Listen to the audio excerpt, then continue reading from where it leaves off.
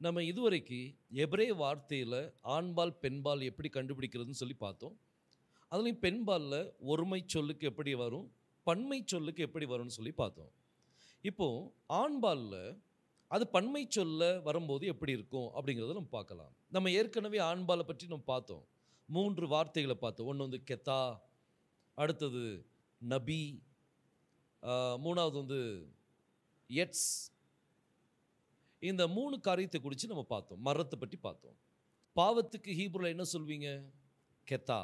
3 எழுத்து உண்டு. Hath, dead, அது பிறகு ஆலஃப். இதை பன்மை சொல்ல மாற்றணும்னா, ஆண்பால பன்மை சொல்ல மாற்றணும்னா கடைசியில் வந்து யோதும் மெம்சோஃபித், யோதும் மெம்சோஃபித்தும் சேர்க்கணும்.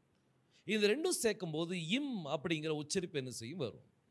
இப்போ கெத்தா, இந்த கெத்தா கூட இம் சேர்த்திங்க அப்படின்னா கெத்தாயிம் அப்படின்னு சொல்லி வரும். கெத்தாயிம், கெத்தாயிம் அப்படின்னா பாவங்கள் அப்படின்னு சொல்லி அர்த்தம். கெத்தாயிம், கெத்தா அப்படின்னா பாவம், கெத்தாயிம் அப்படின்னா பாவங்கள். ஸோ ஆண்பால்ல பன்மை சொல்ல வரும்போது கடைசியில் 2 எழுத்து சேர்க்கப்படுது. ஒன்று யோத், அடுத்தது என்னது? மெம்சோஃபேத். இரண்டாவது உதாரணத்தை பார்க்கலாம். தீர்க்கதரிசிக்கு ஹீப்ருல என்ன சொல்வீங்க? நபி. நபி அப்படின்னு சொல்லி சொல்வீங்க. நூன் இருக்கு, பெத் இருக்கு, யோத் இருக்குது, அடுத்தது ஆலஃப் இருக்குது. இந்த 4 எழுத்து சேர்ந்தது என்னது? நபி. இது ஆண்பால் வார்த்தை. இதை பன்மை சொல்ல மாத்திரத்துக்கு என்ன செய்வீங்க? யோதும் மெம்சோஃபித்தும் சேர்க்கணும். அப்போ நபியிம் அப்படின்னு சொல்லி வரும். நபியிம் அப்படின்னா தீர்க்கதரிசிகள் அப்படின்னு சொல்லி வரும்.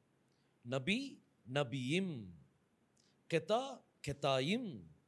நபி, நபியிம். மூன்றாவது உதாரணம் மரம். மரத்துக்கு ஹீப்ருல என்ன சொல்வீங்க? எட்ஸ்.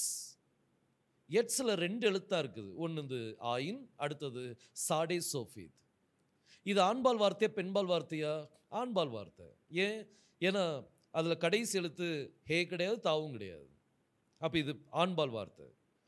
பெண்பால் வார்த்தைக்கு தான் கடைசியில் ஹே வரும் அல்லது தாவு வரும்.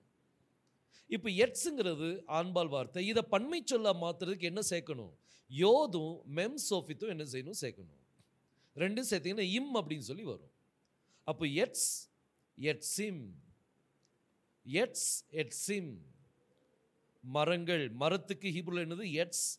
மரங்கள் அப்படிங்கிறதுக்கு என்ன சொல்லணும்? எட்ஸிம் அப்படின்னு சொல்லி வரும். இப்படி தான் பெண்பாலில் ஒருமை சொல் பன்மை சொல்ல பார்க்கலாம். ஆண்பாலில் பன்மை சொல்ல நம்ம என்ன செய்யலாம்? பார்க்கலாம். ஸோ இப்படி தான் நம்ம இந்த காரியங்கள் இதுதான் ஆண்பால் பெண்பால்குள்ள காரியம். ஓகே, கர்த்தர் நம்மளை ஆசீர்வதிப்பாராக. ஆமென்.